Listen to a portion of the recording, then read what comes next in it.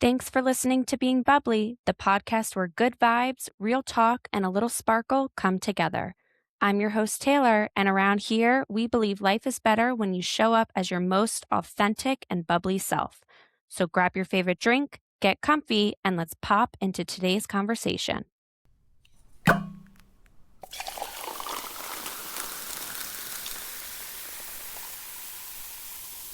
Hi, guys, and welcome back to Being Bubbly. I am so excited for today's episode. If you're watching, you can tell that we have a little bit of a new setup. It's still very much a work in progress. I did get a new camera. Well, we've had this camera, so we're trying to see how it comes out. But you also might notice that we kind of have a new background. I have a new Being Bubbly couch. And again, still trying to figure out what to do with the space and what works. So you're going to see me kind of looking all over the place because this is quite a different setup than I normally have on my desk. Just got to figure out all the different logistics. But happy Monday. I'm actually recording this on Monday. Typically, I record ahead of time, but there was just so much going on this weekend, and I couldn't find a quiet time to sit and record. So here we are. To start us off, of course, here is my Lily Fit check. By the way, I am thinking about potentially not just only wearing Lily Pulitzer on the podcast. To be honest with you all, sometimes I just want to wear a sweatshirt or a hat, and I see people with podcasts just look like comfy cozy, and it looks very inviting. So there will be times when, yes, I of course am wearing my favorite all-time brand, Lily Pulitzer. I also am thinking about doing a little bit of like all the decor, like pillows, maybe hang some prints behind me that are Lily Pulitzer. So I promise she will be incorporated somewhat in every episode. It might not be my outfit, which is totally fine. This is a little vintage piece, I believe. I've had this for years. Actually, I think it's Sam's that I borrowed and just never gave back. Hashtag sisters, right? You just borrow and now it becomes yours. So today I'm back to doing a solo episode, a lot to discuss. Obviously, I've mentioned quite a few times that my family has moved to a new home, a new town. Again, when I say new town, literally 10 minutes up the road, the town over, the town where my husband grew up. So it's just been a little chaotic, but we have loved every second of it, and we are so, so, so excited. I will say throughout the process of not only just moving, but also selling your house, getting your house ready to sell, the whole figuring out which house you want to buy or which house you want to rent situation. I've gotten a lot of questions of people just being like, hey, how was the process? Also, you just had a baby. How did you do that with a 2-month-old? So I decided that I would sit down and kind of share my thoughts on this whole moving process. Obviously, this is something that anyone can relate to because at one point in time, you are going to be moving or have moved. And again, that whether you are buying a house or apartment, or you are renting a house or apartment, or you are selling a house or an apartment, I feel like this could potentially benefit you because, like many other things in my life, as a 33-year-old, again, I'm saying that with some hesitation because I literally can never remember my age. But as a 33-year-old, there are many things that I am encountering in my, we'll say early 30s, that I had no idea what to do or what goes into it. And so that is kind of the situation with moving. So today is all about the trials and tribulations. And I will say, I feel like moving is similar to giving birth in the sense that right after you give birth, you're literally like, I am never doing that again. When you're in the middle of the process, you're like, this is insanity. We're never doing this again. And then a few years later, you're like, oh, actually, that wasn't that bad. I'm kind of getting the itch to do it again. That's moving. when you are in the middle of the process and in the thick of it, you're like, this is brutal. I hate this. I'm never doing this again. And then a couple years down the line, you kind of forget everything that went into it. And you're like, oh, actually, I could think about doing this again. So that's where I'm at. I'm currently in this state where I never want to move again. As happy as we are, it was a logistical nightmare. And for those of you who know my husband and I, we thrive on chaos. And this was the definition of chaos. So, uh, yeah, I feel like to kind of paint the whole picture of just why we chose to move, the kind of behind the scenes behind it all. I want to start off by saying moving to Hingham, the town of Hingham, again where my husband grew up, is kind of like a full circle moment for him, which I've been like so excited and proud of him to like finally reach that goal of his. Fun little fact, when I met Kevin, God, in 2012, and we had like first started dating, he had told me that he eventually is going to move back to Hingham, and he's going to have like his future kids are going to go to Hingham schools because they're the number one schools and number one in sports, which sports, they're very good. Schools, they are highly ranked. I wouldn't say they're number one. It is a phenomenal school system. But I just thought it was really funny. And that was just something that I remembered that, here's an 18-year-old guy being like, yep, nope, I'm moving back to my hometown and my kids are going to go and get the same education that I got. So that was always in the back of our head, was we knew we were going to end up in Hingham, just a matter of, where we went beforehand, and then if we were able to save up to buy a home in Hingham. So just wanted to kind of give that background. Again, I think it's really cool for my husband to be able to kind of make this happen and move back to the town that he loves so much. And I'm so excited for Millie and Madeline to love Hingham as much as we do. Obviously we met in Tampa and we decided that we wanted to move back up north. Both of our families are up here. Again, being close to Hingham, hometown pride, Boston, all the things. Kevin was like, let's move up to Hingham. We were going to move in with his parents and then we were going to eventually make our way to the city. So we did that. We got this awesome opportunity in Southie. And like every other, we were, I don't know, like 23, 24 at the time. Any other 23, 24-year-old at the time ended up in Southie in some way, shape, or form. And that's what we did. And we were living in the city for 6 years, absolutely loved it. And then, like every other almost 30-year-old, late 20s, you start to realize that Southie and the city is filled with really young 21, 22, 23-year-olds. And you're like, okay, it's time for me to get my shit together and grow up. So right before we got married, we had just started having the conversation of like, hey, we want to buy a house, we want a yard. Honestly, our number one driving factor was the parking situation in the city. If you know, you know. And we really, our like biggest thing on our list was like we need a driveway. Because like the parking situation we just couldn't handle anymore. And we had a dog, we wanted him a husky. We wanted him to have a yard, all the things. And we were getting married. We're like, okay, it's time. So we found this house in the town of Norwell where we lived, which is right next to Hingham. Really awesome, awesome town. We loved it. Found this great little house in this awesome neighborhood. And it was perfect. It was exactly what we wanted. We obviously didn't have kids at the time, but we had a dog. And it was plenty of room for the two of us plus Lou. And then when we eventually were going to have kids, it worked out.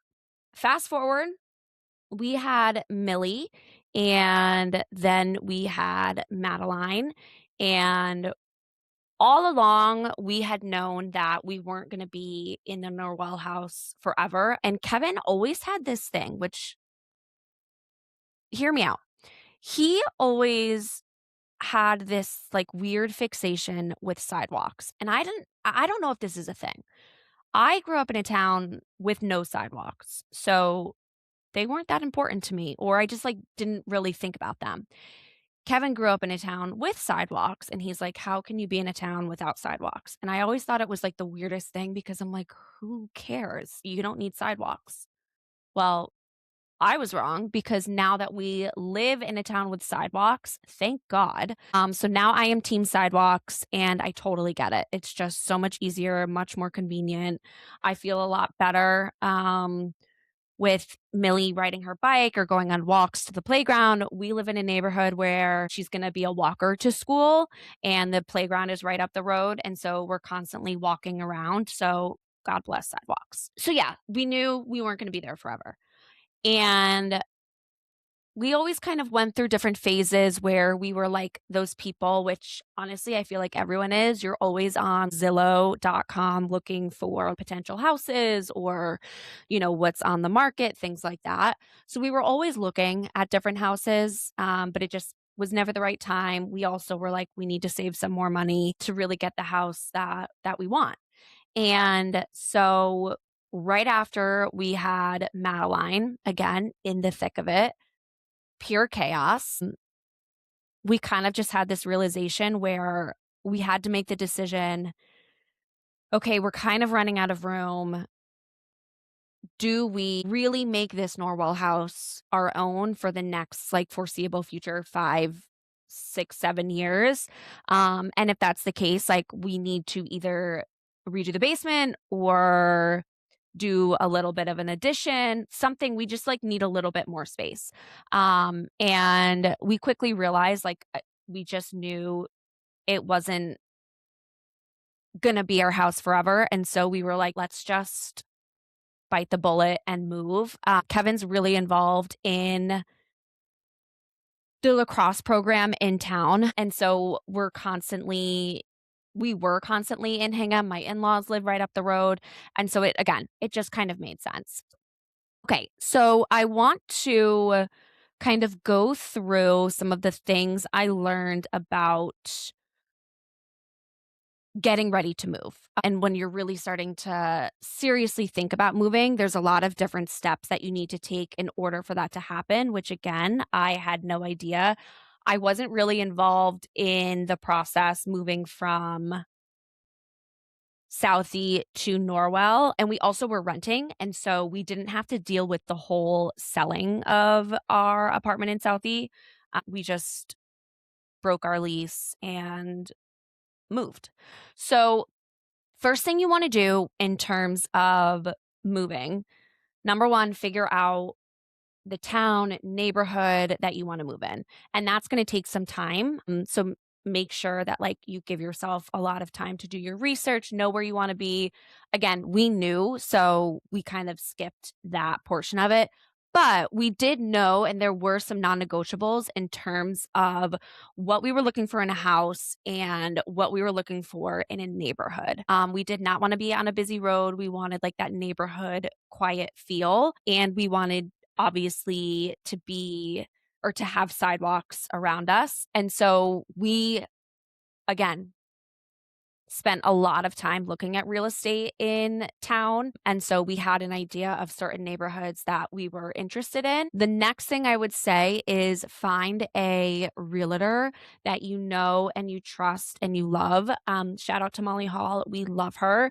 She is a realtor on the South Shore with her mom, Maureen. They are phenomenal. Literally would trust them with my life. And what we did was we had reached out to her. A friend of ours had given us her information, and we met with her and kind of told her what we were looking for in terms of buying. And then what really helped us out a lot was she kind of walked us through the selling of our home and that process because honestly, we had no idea. And it is a lengthy process, let me tell you. So we had her come in. and kind of get a feel for the house, which I definitely recommend doing. You wanna know exactly, like, what you need to do to get your house market ready. And for us, we honestly could have done a lot more, like, we could have updated the kitchen, we could have worked on the floors, we could have updated the bathrooms, and Molly had said that we could have done that, but honestly, where we were and we kind of wanted the process to go quick, she was like, "Don't worry about it." So basically, we painted, like, the trim around the house. We did a couple different little updates.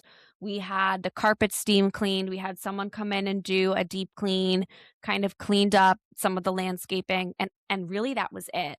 Again, I know a lot of people that put in the work to sell their house. When my parents sold my childhood home, they actually redid to sell, and it ended up working out in their favor. But my mom did say, she was like, "I wish I redid the kitchen sooner because then I could have enjoyed it." Like, they literally just did it to sell. So you gotta kinda weigh your options there. So we got an idea of what we needed to do. And honestly, we just started doing everything right away because, again, we wanted it to kind of go quickly and we wanted to be in a new spot by the end of summer. Here we are. So we started that process and we had some amazing vendors that Molly had recommended to us. So if you're looking on the South Shore for some great painter, electrician, like all those things, um, let me know because I would be happy to give you some recommendations. Once the house was ready, we had the photographer come in and do photos. Another suggestion I have is try and do your photos as close as possible to when you are having your open house, because when you're doing your photos, your house is going to be pristine and decluttered and it's going to look picture perfect. And you want that to be the case for the open house as well. So I think we did our photos on Wednesday and the house went live on Thursday. And then we had open houses Friday, Saturday, Sunday. And so again, it was a really quick process, but it ensured that the house was clean. The girls, the dog, and I had left for the weekend so that, we didn't have to like get packed up.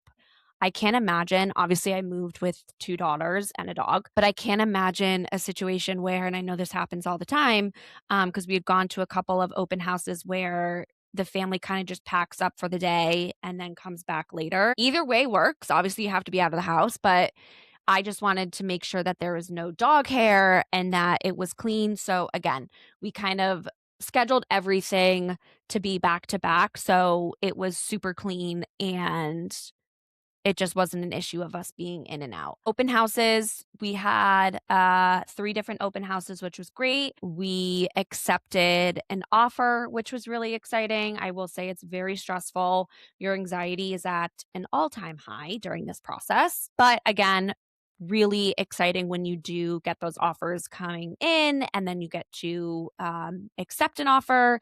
There's a lot of back and forth and negotiation. That part is true. Oh, I told our neighbors just because one, if people knew people that wanted to get into our neighborhood, we had a really popular neighborhood in our town, where it was kind of like a series of all these different little neighborhoods together. Because Norwell, I would say, is a pretty rural town, and so there's not a lot of, like, big neighborhood feels. It was a highly sought after neighborhood, so I wanted if anyone in our neighborhood knew of anyone that would appreciate it, so we reached out to our neighbors. I know some people, like, don't want people to know, um, but I just for us we told people. I don't know. So let's talk about the finding your dream home buying process and how that looks. So, like I said, we knew the town, we knew the area in town and the different neighborhoods. And then we kind of had our list of non-negotiables of like what we were looking for, what we weren't interested in. I will say, like, sit down and make that list. It sounds silly, but no house is perfect in the fact that it will have everything that's on your list, but you wanna make sure that you are going into something knowing that you can make it work. And again, there were just some things that we were not willing to budge on, and that's totally fine. That's part of the whole real estate and buying a house process. Um, so we had gone to an open house of a different house first. And obviously, we fell in love with it. It was right across from the town recreation center and playgrounds, very popular. We did a private showing, which is different than an open house. So, a private showing is where you go in with either your personal realtor or the realtor of the people that are selling the home. So we did a private showing, which was really nice because our realtor was able to answer our questions. So I would say if you are very interested in the house and you don't want to wait until the open house, or you went to the house during the open house and then you want to have a private showing to ask more questions, I definitely recommend that just because you get that like one on one attention and can really walk through as slowly as you need and get all of your questions answered. So we did a private showing. We loved it. We were like, "Oh my god, like we need this house." We weren't able to make the open houses, but I did drive by one of them, and there was like, I'm not even kidding, like 25 cars and a line to get inside. People really were interested in it. So I was like, there's no way we're gonna get this, because I think by the time we had put the offer in and by the time it closed, I think they had like 15 offers or something. And they ended up obviously choosing a different offer. So big believer in it wasn't meant to be, which is totally fine. Wasn't God's plan for us to be in that home. So, it is what it is. But because we obviously didn't get our offer accepted on that house, which I will say, like, I'm not going to sugarcoat it. When you put in an offer and it doesn't get accepted, like, that does stink. It's a lot of time and thought that goes into making an offer, a lot of different phone calls, all these different things. And so, you are kind of bummed because you put an offer into a house that you feel like you can see yourself and your family living. So it's a bit of a bummer. But again, if it's not meant to be your house, it's not meant to be your house. And because we didn't get that other house, we were able to come and see this house. And this was actually a house that I will say our realtor had wanted us to come and look at. And the style of the house was on our list of like houses that we weren't necessarily interested in, which I have totally changed my tune on, like one floor living. But it was one of those things where we were just like, no, we're not really crazy about it. It's not, I had always thought maybe like a colonial style type house or an updated and renovated Cape. And so I was like, you know what? Let me just go and check it out. I think I brought Madeline here. Kevin was working. And we came to an open house, and like literally fell in love. Like I walked in and I was like, this is our kitchen. This is our living room. This is going to be the girls' room. This is going to be our room. Like it just what is it the saying, like the chakras aligned, like it was the house. So I very quickly texted Kevin and I was like, you need to get down here, like this is it. And so he was able to come after the open house, and our realtor was able to do kind of like a private showing for us, and she actually was the realtor for this house. And so it just kind of like worked out that way. But again, we loved it. We showed up 3 more times that weekend because they had multiple open houses. We brought my in-laws to come see the house. Like, we knew it was the house. And so we got all of our ducks in a row, put in our offer. I wrote a letter to the family, which, by the way, I'm not gonna, like, pat myself on the back, but it was between us and another, we both had basically the same exact offer, like, monetarily, and I had written a letter, and the woman who I had have now met, she was like, "Honestly, it was your letter that really just, like, pulled at my heartstrings." And so I definitely recommend writing a personal letter. Don't use ChatGPT. I mean, like I did a little bit, but you really want to personalize it and give the family of the house that you're buying a sense of like who you are going to be living in that house. Really big fan of a letter. Honestly, also, I did put in a picture of the girls. I don't think that is what you're supposed to do, but I did know the people that we were buying from were grandparents, and I did play the we're going to be down the street from their grandparents card again, which got us the house. So I'm just saying. So definitely recommend personalized letter. So we put in the offer. It got accepted. We were so excited. And then once it got accepted, it was like, I was like, okay, like it's done. It hadn't even started yet.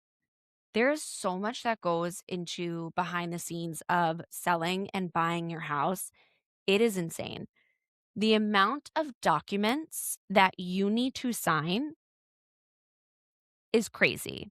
Also, I want to know what people did before DocuSign or like electronic signatures. I guess you had to go and sign everything in person. My God, that would take like hours. The amount of documents that we had to read over and sign. And I will say, nothing makes me feel honestly dumber than reading like some sort of contract because they use crazy vocabulary. I don't know what anything means. I was copying pasting everything into ChatGPT, being like, okay, spell this out for me. What does this mean? And so again, it's a lot of reading the fine lines, sending edits and revisions in contracts, and then lawyers are involved. So that's another thing.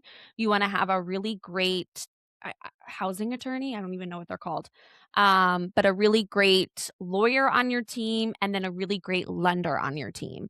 Both came recommended from our realtor, but these are people that you are going to be on the phone with multiple times. You're going to be emailing multiple times. Again, I had no idea this was even a thing. They run your credit, they look at all your finances. And this is where we kind of hit the first hiccup in terms of the moving process. That people say there's always some sort of hiccup or situation that kind of slides you back a little bit. So obviously with just having Madeline, I am on maternity leave. And so I am getting payments from the state for my maternity leave. But I guess in the mortgage and buying house universe, they don't recognize that as my actual income and salary. And so that kind of messed up our mortgage rate and situation. I don't even know. We were able to figure it out, but again, a lot of late nights, a lot of stress, just trying to like pull other things and other information together. So you want to really have strong patience when it comes to buying and selling a home. That's probably number one is just patience. And ask questions. Always, always ask questions. Okay, so a couple of things that happen when you're in between the selling of your house, so you have accepted an offer, and then the buying of your house, your offer was accepted. So first things first is inspections, and that comes within a week after an offer or an accepted offer for both sides of it. So when you are getting an inspection on the home that you are buying, I will say it's less stressful than getting an inspection on your actual home because you kind of just go in and you have someone come and literally check everything, like turning on the faucets, opening cabinets, checking the electrical. Like, honestly, I just thought an inspection was a structural, making sure that walls aren't collapsing or there's no like cracks in the wall, but it's pretty thorough, which I guess is a good thing. So have someone on your side when you're going into the house that you're buying, someone that you trust do that inspection because again, you want to make sure that it is the house that you are looking for and you want to make sure that there's like no crazy big repairs or anything, like no red flags. So our inspection on the house that we were buying was pretty normal, average, nothing crazy. I don't think we went back with anything. I think maybe some sort of electrical box, some like a wire had to be in a certain type of electrical box. But other than that, it was nothing crazy. And then the inspection of the home that you are selling, that is where it gets very stressful because you're having someone come in to your space and basically checking every little thing to make sure that things are working. And anyone who lives in a house, especially maybe a house that doesn't have all the updates or an older house, knows that there's always going to be things that are or that can be improved. And so, like, I remember the week before the inspection just not sleeping because I'm like, oh my God, what if they come and say that our septic failed? Or what if they come and say that our electrical, like, just all these different things. Like, you could have a new and improved home, but you're still going to be stressed over, you know, are they going to find something? Are they going to find a crack in the foundation? Whatever it might be. So, you do want to make sure before you have the people who are buying your home come in with their inspector, you wanna make sure everything's working properly. You wanna make sure your faucets, the pipes are all working. You wanna make sure that, the electricals are working. There's no, like, fire hazards. We had a couple that we had to get fixed right before. Again, like I said, there's always things that pop up that are just kind of like a headache and set you back a little bit. Our microwave decided to stop working literally 2 days before the inspection. So that was one thing, like, we had to tell our realtor to tell them is that we will be buying a new microwave, because they check all your appliances to make sure that they work. So, just things like that of just making sure they're looking for mold, they're looking for, are there bugs, are there mice, is it well kept, things like that. So they had come back with a couple different things that we knew were probably going to get flagged on the inspection. There's always things that get flagged on the inspection. And so we kind of did negotiate going back and forth of certain things. Ultimately, we came to an agreement. All the things that they pointed out that they either wanted us to fix or they wanted us to give them a credit. Honestly, I understood. And we had kind of anticipated that going into it. So it wasn't anything crazy. Because sometimes you could get crazy things. Another piece to that is the Title V, which in Massachusetts, I didn't know this. Your septic system has to pass a Title V. Again, very stressful in terms of honestly both sides because you don't want to buy a house with a failed septic. So you always want to make sure that it's like contingent on your offer is contingent on Title V passing because apparently septics are very expensive. And if your offer, this is something I didn't know, if your offer is contingent on Title V passing and you're the seller and your septic fails, you have to then replace your septic, which again is like, think on like the cheapest side, 30, 40 grand.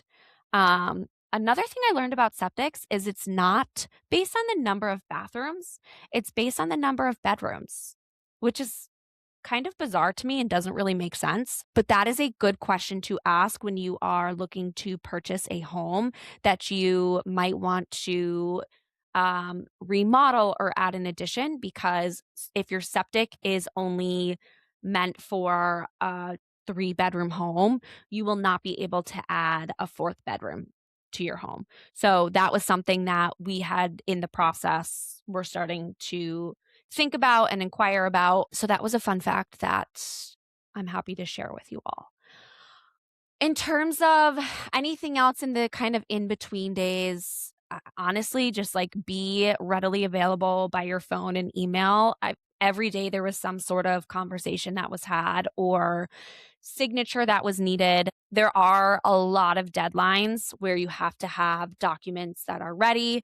Again, these are all things that if you know you are about to go through this process of buying and selling a home, start to get your ducks in a row early on, research what documents you need. We needed pay stubs from multiple years. We needed old W-2s, things like that.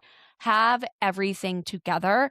It just makes it much easier when you know, you read that email at 7 o'clock at night and they're like, oh, hey, we need this document by tomorrow morning at 9 a.m. You have everything in one place. That would definitely be a tip. Trying to think. Oh, obviously, number one is you need to have uh, cash ready for your down payment, as well as your deposit. And then like all of the things that are needed for closing, like you just need to have a lot of money. Like I don't know how else to put it. If you think you have enough money set aside, you never do. There's always something that pops up, whether or not it's for like the actual house.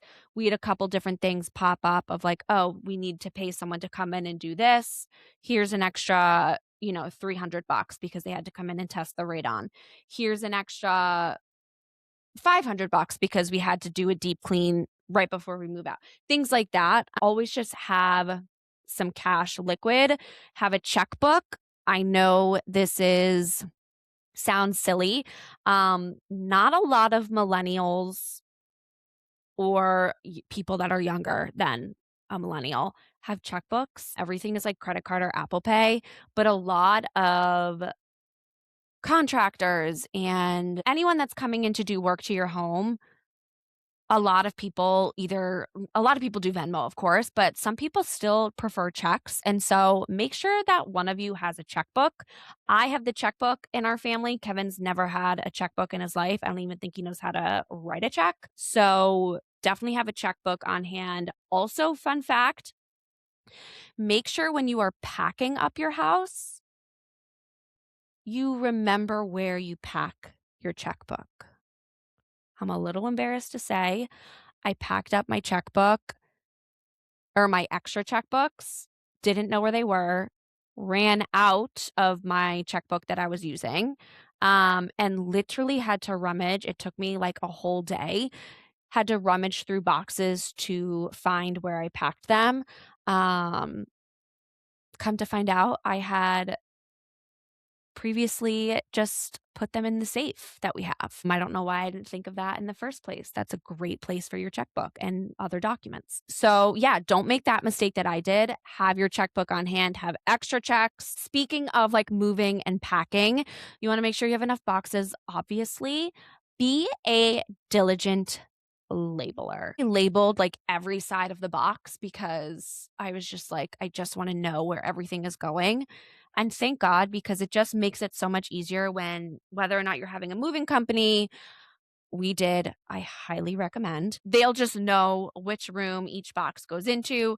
I also labeled on the boxes like what was inside the box because then I was able to see like, oh, I need to open this now, or I don't need to open this for a couple weeks or a couple months. So definitely make sure that you label everything, and everything that you're putting inside the box, just write it on the side. So a little fun moving tip there. Okay, final last few days. Again, you want to make sure you have your wire ready or your check for your down payment, all of that, your closing costs, things like that. You want to do a final walkthrough of the home that you are purchasing. This is basically where you come in, you make sure that like everything is what you agreed to upon in your purchase of sale agreement. Side note, purchase and sale agreement. I know earlier in the episode I talked about like the different contracts that you have to read and no one understands. The purchase and sales agreement, P&A, P&S, a very important document. Basically, you're signing your life away. No, you're not signing your life away, but you are signing your home away, or the seller is signing their home away. But this is the document that list of like everything that needs to stay in the house, everything that needs to be done. If there was any negotiation in terms of the inspection, like this lists everything from commission for the realtors, the closing costs, all of that. It is a very lengthy, very important document that you want to make sure that you read the fine print, you understand it all the way through, AKA make sure you put it into ChatGPT so you know exactly what it's saying, because again, I had no idea. So the walkthrough basically is to make sure that everything that you agreed upon in the PNS is there. The house is ready, it's clean, um, and it's good to go. Usually you do your walkthrough the morning of or the day before. So we did our walkthrough of the house that we were buying the day before our closing day. Come closing day, we went to the lawyer's office. We sat there, we signed 1,000 different documents. I also learned that I don't think I've really ever signed Taylor Morris on a document. I always just sign Taylor Johnston, just because one, I like my signature, and two, I'm just used to signing Taylor Johnston. Obviously, my name has changed. And my signature on those documents needed to match what was actually printed. So I had to sign my name, Taylor Morris, and my signature was horrendous. So that's something that I've been working on in my spare time. You will see little doodles of paper around with my signature because I'm trying to perfect Morris. You would think it's an easy signature, but it's the M really throws me off. The double R, I don't know. It's a tough signature. I like Johnston. So you sign, you sign, you sign, you sign, you sign. And then you get the keys and the house is yours. Just like that. Um, and hopefully you have someone come and you take your obligatory champagne picture. We actually didn't. We both of us were literally, we signed the papers, went to the house, and we both left for I had my sister's bachelor and he had his best friend's bachelor party. So we didn't move in for a couple of days. But again, you celebrate that you just bought a damn house, which is very impressive. Um and then on the other side of that, when you're selling your house, in terms of getting things ready for closing, you want to make sure that everything is clean. All of your personal belongings are out. Again, you read through that PNS to make sure that you are leaving everything that was agreed upon and you are taking everything that was not. So we had a couple extra shelving and things in our basement that were actually left there from the previous owners that we had bought from, that we just like didn't care about. We were like, yeah, storage, great. But the people who came in and bought our house didn't want some of those extra pieces. So we actually had to take some of the shelving and I think there's like a worker's bench that we had to get taken out. So again, know what's in your PNS to make sure and just make sure that everything is ready. We had cleaners come in. You got to sweep, make sure everything's, ready to go. Sweep the sheds, like things like that that you honestly like don't think of. Everyone would say like, "Oh, how's the moving going?" Because we moved into the new house 3 weeks before we closed on our old house, so it was nice to kind of have a slow process. I know that that's not super common, but it was nice. But I will say, every time we would go into the house thinking that like, oh, we're in pretty good shape, like some magic closet or cabinet would appear and it would be filled with stuff. So whenever you think you're done, you're not. There's always something that's hiding. So again, give yourself enough time. It got to be very stressful right up until like the day before the closing and the walkthrough, because the people that had bought our house did the walkthrough right before, which honestly is a little stressful because if something goes wrong in the walkthrough, then the whole closing is like can be pushed back. But Kevin and I were there, like I was brooming out the sheds. I got poison ivy on my leg because I was like weeding things because again, you want the house to be presentable when they move in. So again, it's chaos. That's all I can say. Moving is chaos. It's wonderful chaos. Um, it's stressful chaos, but it's something we all do. We closed on the house. When you're the seller, you have signed everything ahead of time, and you also have named your housing attorney to be your power of attorney for this process. So he was able to sign anything that needed to be signed the day of, because we had signed everything ahead of time. So if there were any changes, they were able to do that. Day of closing, there was a little bit of back and forth over some like questions that they had, but again, like pretty standard, nothing crazy. We just kind of had to be by our phones and by our emails. And then by 2 o'clock, it was done. Um, and just like that, we had sold our first home.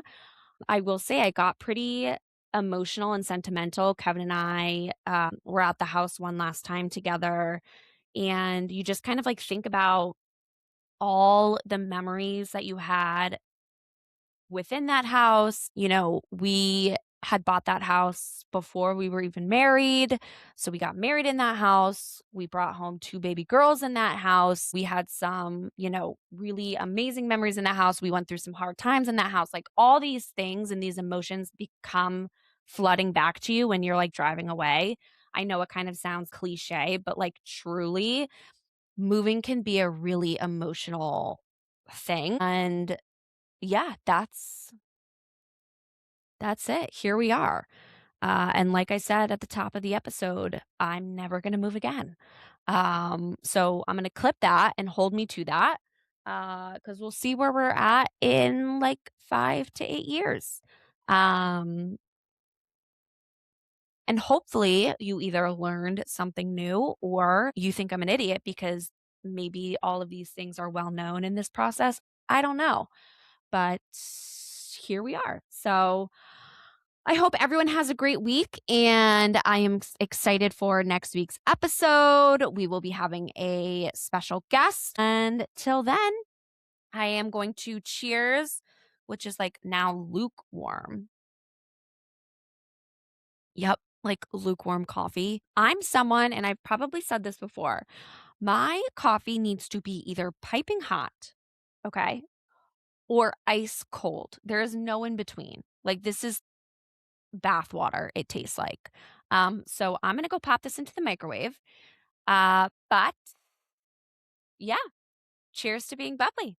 Bye. Thanks so much for spending time with me on Being Bubbly. If this episode made you smile, think, or feel a little bit more like yourself, I'd love for you to share it or leave a review. Until next time, keep showing up, keep shining, and keep being bubbly. Cheers. Thanks so much for spending time with me on Being Bubbly. If this episode made you smile, think, or feel a little bit more like yourself, I'd love for you to share it or leave a review.